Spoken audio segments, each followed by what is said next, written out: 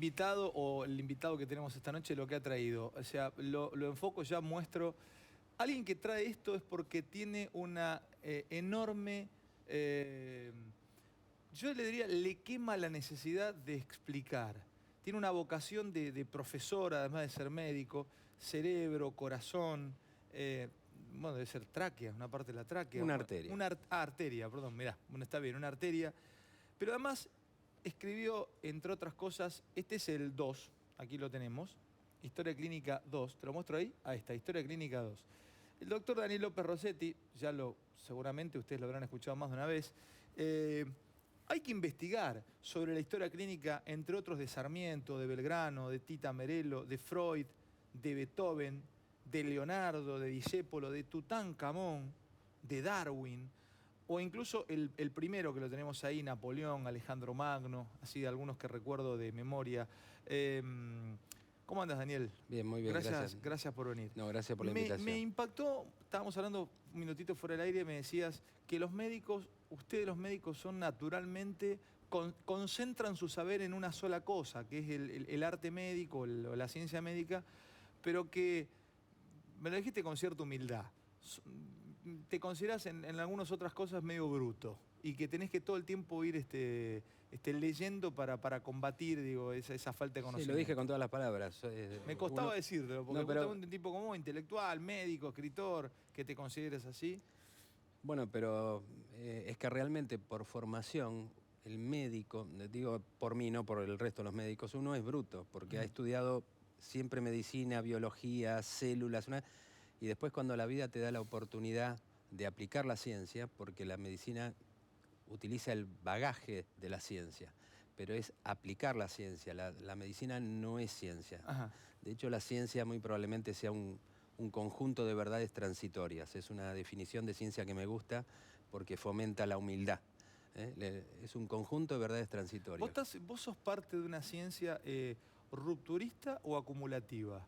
Lo medicinal, llega algo, lo médico, llega algo, rompe y tiramos a la basura todo lo que estaba antes, o se acumula, porque la filosofía es acumulativa, pero la física es rupturista. O sea, contame. Siempre vas utilizando las herramientas que podés. O sea, y es como en psicología. ¿Cuál es la escuela de psicología que funciona para un determinado paciente? ¿Cuál es que es la gestáltica, el psicoanálisis? ¿Qué tipo de terapia? Pero en realidad lo más potente es el vínculo que se establece con el paciente. Y ahí vos tenés una cantidad de herramientas y verás cuál utilizás en cada cosa.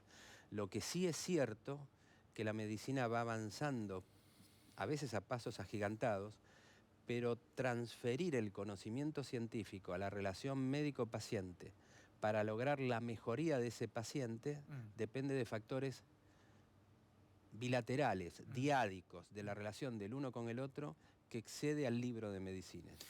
Empezamos a hablar un poco de tus libros y un poco vamos a ir ligándolo del repaso histórico. Permitime el 1, por favor. Sí, sí. En el Historia Clínica 1, que aquí lo tenemos, vuelvo a mostrarlo, tenemos a Jesús, tenemos a Perón, tenemos a Martín, al Che Guevara, Alejandro Magno. Vamos a tirar a Borges, por ejemplo, a Napoleón. Vamos a tirar vamos a contextualizar a Alejandro Magno. Tipo 300, 400 años, no recuerdo ahora, pero antes de Cristo, con su estrés típico por sus combates y sus luchas permanentes, luchas internas, no sabía si lo estaban traicionando, si el que estaba al lado, no recuerdo si era Parmenión o alguno de ellos, le iba a clavar un puñal en la noche, dormía custodiado porque lo podían envenenar. O sea, murió joven, murió creo que a los 33 años, murió Alejandro, conquistando medio mundo, atravesando los desiertos. Y un tipo de hoy, taxista, que salió a las 6:30 de la mañana, comió 2 medialunas de parado, un café, tratando de juntar la guita para pagar el alquiler, llevar unos mangos, quilombo con la mujer, problemas con... El estrés es exactamente igual. No sé si había un estrés antes y difiere del estrés de hoy. ¿Es la enfermedad de esta época el estrés y en esa época también había o es un invento nuevo el estrés? Alejandro existió siempre, toda la vida. Lo era antes, lo es hoy. El tiempo de la vida moderna, la velocidad de los acontecimientos, juega en contra del manejo del estrés. No es igual el de un Alejandro Magno que el de un taxista hoy. No se puede comparar. Primero, Porque el estrés comienza con algo que se llama percepción. Ujú. Percepción no es lo que sucede, sino lo que yo creo que sucede. Pará, percepción no es lo que sucede, sino es lo que yo creo que sucede. La Ajá. realidad no existe sino en tu mente, en tu cerebro. De hecho, no existe el universo si no existe tu cerebro. ¿Cuál es el universo de una hormiga? Existe el universo porque vos, yo, como seres humanos, tenemos el entendimiento o la cognición de algo que existe. Ujú. Ahora ese algo que existe lo percibe una parte de nuestro cerebro que se llama lóbulo frontal, que está acá, y particularmente el lóbulo prefrontal. Pará, este es el cerebro nuestro cerebro, y me decís que esta es la parte de enfrente del cerebro. Sí, esto es lo que está por encima de los ojos, atrás de la frente, acá. Y esto es capacidad de tener juicio, razonamiento, memoria, plan de ejecución. Si se me daña el lóbulo frontal, dejo de tener filtro, como decimos en el día a día. Puedo decir cualquier cosa o me puedo... Alejandro es esto. Sin esta parte no existe Alejandro. Todas estas partes son de mamíferos inferiores. Genial, pará. Somos lo que somos por esta parte del cerebro. Solamente. Esto nos da cultura. Eso nos da... Esto nos da entendimiento del día a día y de la cultura. Por esto entiendo... A ver. Esta es la parte interior del cerebro. Esto es lo que sigue a la médula espinal, lo que tenemos en la columna que va abajo. Todos los nervios del cuerpo salen por acá. Esta parte, la parte de adentro del cerebro, que sería el corazón del alcaucil, que es realmente lo que siente, es el área que se llama emocional. Cada parte de estas tiene funciones específicas. Anda la parte emocional. Amor, ira, odio, ¿lo siente qué parte del cerebro? La ira está acá adentro. Esto se llama lóbulo temporal. En el medio del lóbulo temporal hay algo que se llama amígdala cerebral, que no es la amígdala... Cuando te pones muy loco, que parece que se te inflan las venas y te tiembla acá, no tiene nada que ver, ¿no? O sea, es Pero una vos sensación decís, como que viene... ¿por ira? Por ira. ¿Por ira? Sí. En la ira se somatiza. Una emoción tiene, Alejandro, 3 componentes. Una emoción no es nada más que un sentimiento. Una emoción son 3 cosas. Supongamos, la emoción más antigua, cuando éramos hombres mono, la primera emoción evolutivamente más vieja, la más antigua, era el miedo. El miedo no es sonso. Justamente porque existió miedo, no nos comió un tigre dientes de sable y estamos acá haciendo el programa. Si no, no hubiese existido supervivencia. El miedo es la primera emoción ancestral, donde yace ahí en el medio en algo que se llama amígdala cerebral. O sea que el miedo nos protegió como especie. El miedo no es sonso. Las patologías del miedo, la ansiedad, el ataque de pánico, las fobias, el síndrome de ansiedad generalizada y el estrés postraumático son patologías del miedo. Perdóname, pero y ahora seguís con el cerebro porque me abrís un montón de ventanas que me encanta. Entonces el miedo en el hombre le lleva cientos de miles de años a la razón. Por supuesto. Por eso la emoción es cuando te viene la ira.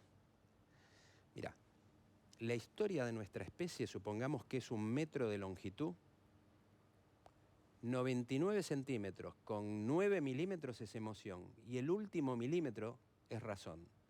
No es cierto que seamos seres racionales. Somos seres emocionales que razonan, que no es lo mismo. Por eso la emoción, y la llamada emoción básica, como las que comentaste, la ira, la alegría, el asco, son emociones que se llaman básicas. Y las compartimos todos. Porque en cualquier cultura, yo comparto el asco y la ira de con la misma cualquiera. Manera, con un africano, con un oriental. Porque es parte de un programa neurobiológico. Todos sentimos esa misma emoción, seamos de la raza que seamos. Y vos dijiste, creo que muy humildemente, esto de un africano, etcétera, porque exactamente es así. Porque la cara de miedo es una forma de comunicación no verbal que es biológica, ancestral, y se necesita para que otro me entienda. Este cerebro tiene 3 cerebros. Un cerebro reptiliano, que es el más antiguo, cuando todavía no éramos mamíferos, que es la parte interior, donde existía la ira. Un cerebro de mamífero, pero todavía no nosotros, sino de mamífero superior, pero todavía no nosotros, donde aparte de tener emociones, nos conectábamos socialmente con los de al lado. Y después está el cerebro moderno, el que tenemos hoy, que es el lóbulo prefrontal, el cual nos agrega a la emoción básica la razón. Nos permite articular la emoción con la cognición. ¿Cuánto tiene ese cerebro moderno? Esa parte moderna del motor.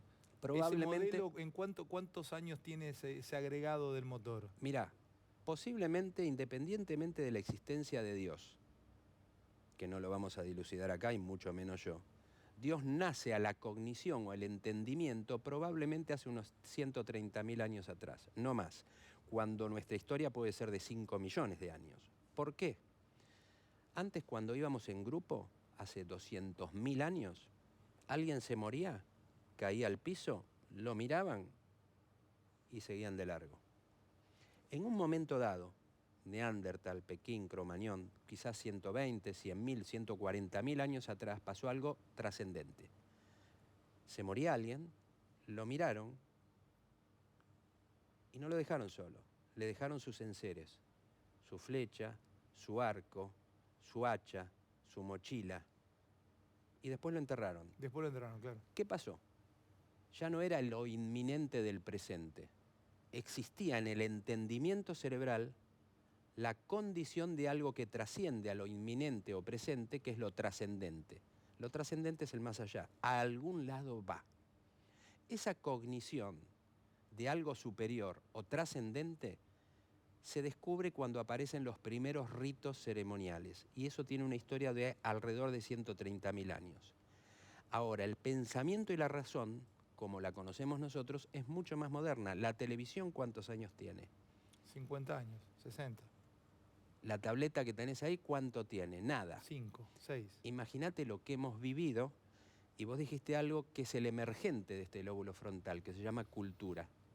La cultura trae un montón de beneficios y algunos que no son beneficios. Ahora, pocas veces, y mira que entrevisto hace muchos años, entrevisté a una persona tan didáctica.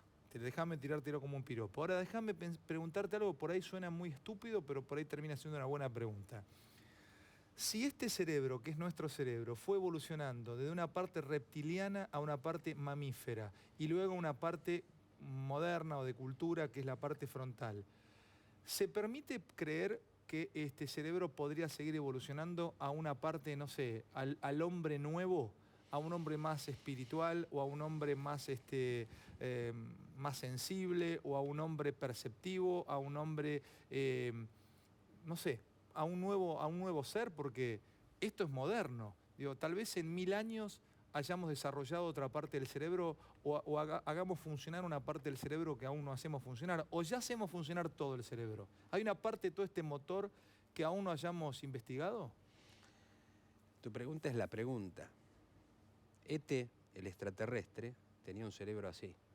Entonces tenía telepatía, tenía una cantidad de funciones. La respuesta a tu pregunta yo no la tengo, te lo adelanto. Pero teóricamente, en lo que se llama teoría de la evolución, es probable que esto haya dejado de desarrollarse en estos términos, producto de que la cultura empieza a modificar el propio funcionamiento del cerebro. Esta es la única estructura que se modifica a sí mismo e interactúa con otros cerebros que lo rodean. Entonces se produce una ruptura en la cadena evolutiva. La respuesta a tu pregunta, visto de lejos, probablemente sería que cada vez, al aparecer nuevas estructuras del cerebro, aparecen nuevas funciones y a su vez se controlan las inferiores. Con lo cual, si acá yo controlo mi corazón, frecuencia cardíaca, presión arterial, respiración, acá controlo mi emoción, acá controlo mi brazo derecho, mi brazo izquierdo, mi sensibilidad superficial. Con esto veo, esto que está verde acá, es la pantalla donde los ojos envían la imagen. Y acá pienso, y si es pienso, luego existo, tu razonamiento es excelente. Vos lo que estás diciendo, Daniel, si esto sigue creciendo, ¿se agregan funciones nuevas? La respuesta sería que potencialmente sí. Eso no lo sabemos, pero quienes se especializan en la teoría de la evolución, en la teoría moderna de la evolución, dicen que el hombre ha roto la cadena evolutiva por el efecto de la creación del intelecto y su subproducto, que es la cultura. Antes de pasar al corazón, sigo con el cerebro, ¿no? Pienso en la evolución del hombre como especie y pienso en el Homo sapiens en el cual estamos hoy parados, pero pienso también en la evolución, pienso en el Homo faber, o pienso en el Homo habilis, o pienso en el Homo videns. Viste que ahora se dice que el Homo lo presenta Sartori, el hombre de la imagen, o sea que vivimos en un mundo de imágenes, un mundo absolutamente evolucionado. ¿Cómo hacemos los tipos de 43? Por ejemplo, mi mamá tiene 72 y el otro día me preguntó cómo ver películas en YouTube. Y a mí me sorprendió. Digo, qué bárbaro, porque una mujer de 72 años que tenga la capacidad, y lo admiro en Mirta Legrand, la capacidad que Mirta tiene de googlear y de buscar. Mi cerebro no me da para adaptarme rápidamente a los cambios que hoy en la tecnología me propone el mundo. Tengo una Play 4 y tengo un arcade en mi casa. Nunca jugué a la Play 4, pero me mato jugando Pac-Man y Galaga en el arcade. ¿Qué pasa con el cerebro cuando hoy, cada 20 minutos, me están obligando a aprender algo nuevo? En la Edad Media, vos me dabas una espada y si yo era soldado, iba a combatir 130 años con esa misma espada. No me cambiaban las cosas. Tomaba agua al mismo vaso, veía lo mismo y escuchaba lo mismo. Ahora me cambia todo el tiempo, todo. O sea, me vuelve loco. No sé, yo voy a un banco y no sé pagar un impuesto que no sea por caja. Quiero pagar un impuesto por caja, no sé, no me pongas a esa máquina de mierda a poner número, a poner una clave, no lo sé, me pierdo, cobrame en una caja. ¿Qué pasa con el cerebro con el cambio constante? Tu preocupación es la de muchos y de hecho es la mía. Y la frontera final no es biológica, es filosófica. No tenemos por qué saber todo. Esto es lo primero. Si recién decimos que en pocos años apareció todo esto, el avión tiene 120 años, 130 años. Todo lo que existe en términos tecnológicos es más que reciente. Sí. ¿Te imaginas lo que va a pasar dentro de 20 años? No, no tengo ni idea. Yo me por eso recibí de vuelve médico loco. hace 30 y pico y tuve que hacer un curso de biología molecular para estar al tanto. No existía la biología molecular cuando yo estudié medicina.